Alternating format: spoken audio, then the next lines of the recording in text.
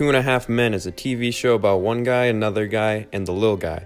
In the show, there are quite literally 2.5 men as the main characters in the show, but that word in itself raises many questions. Like, what makes a full man? How does one become a full man?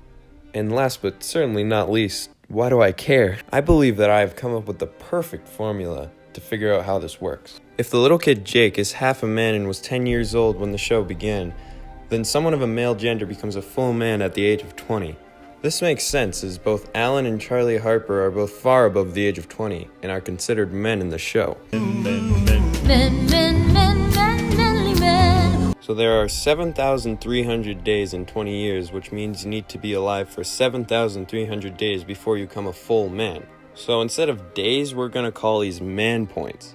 And using these man points, you can get a percentage of how man you are. For example, I have 5,543 man points, so divide that by 7,300 and times it by 100, and now we find out that I am just under 76% man.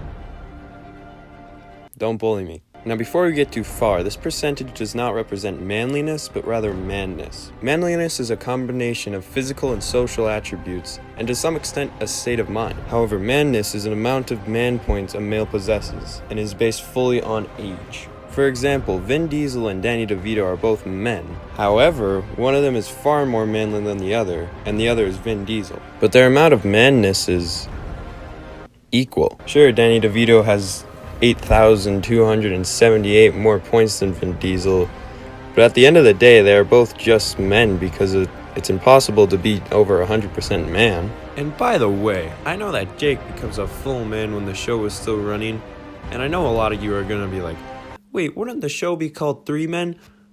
No! They're not gonna change the name of the show in the 10th season. That's the stupidest thing I heard all day. So if they made a show about me and my good friend Dante, it would be called The 1.52 Man. And you know what? I'm gonna put it into action. Man.